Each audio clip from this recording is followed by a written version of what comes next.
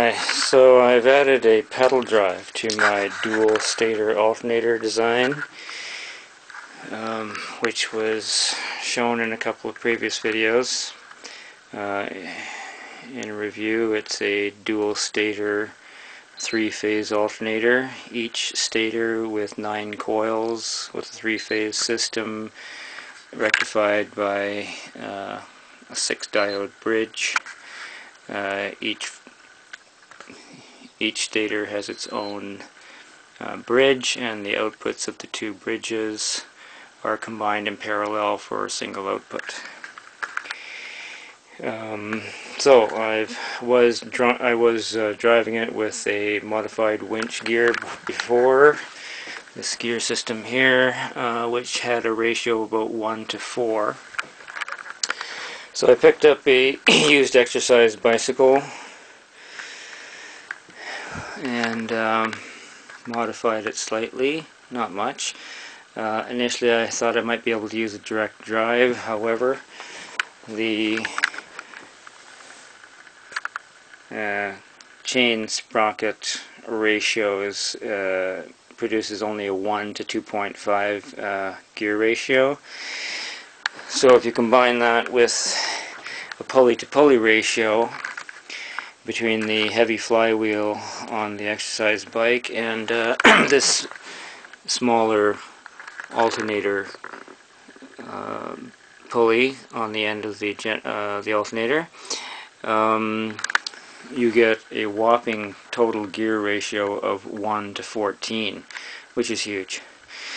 So consequently, when I'm running it, it really should have a load connected, because if you don't have a load connected and you just run it and allow the voltage to increase in these capacitors on the bridge on the diode bridges, it might blow the capacitors. I don't know how high the voltage will get, but I don't want to know.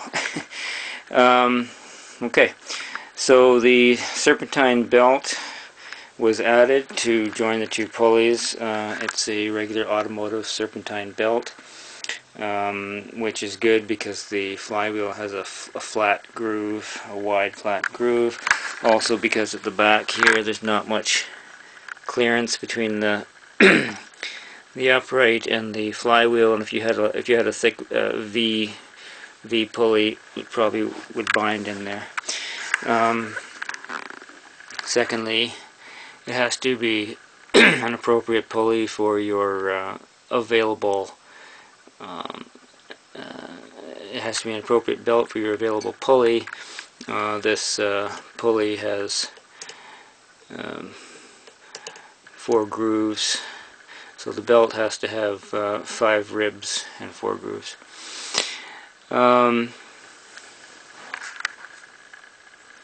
Just going to give you an idea here.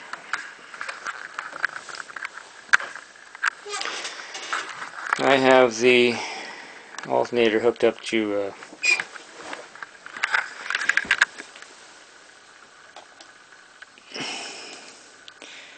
voltmeter, which is connected inline for inline current reading. It's on the high current setting, so it can tolerate up to 20 amps, but we're not getting anywhere near that. Okay, so, and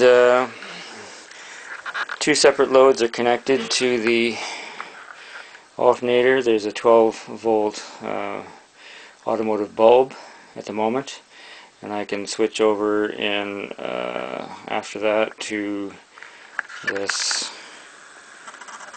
12-volt eliminator battery.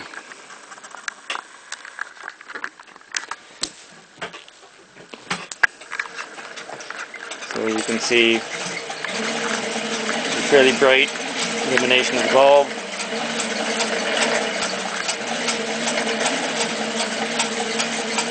And if you look at the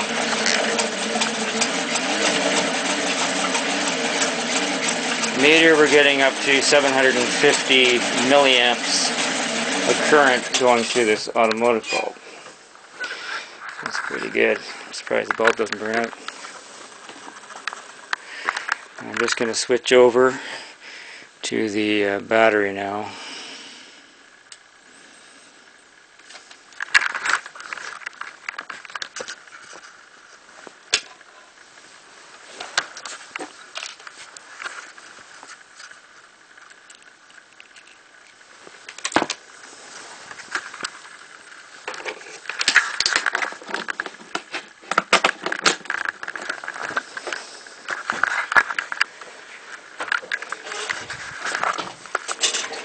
Okay, now I am charging the big battery. If you take a look at the meter, I'm getting 1.45 amps. I can get up to 1.5 amps. Steady pedaling, 1.35 amps.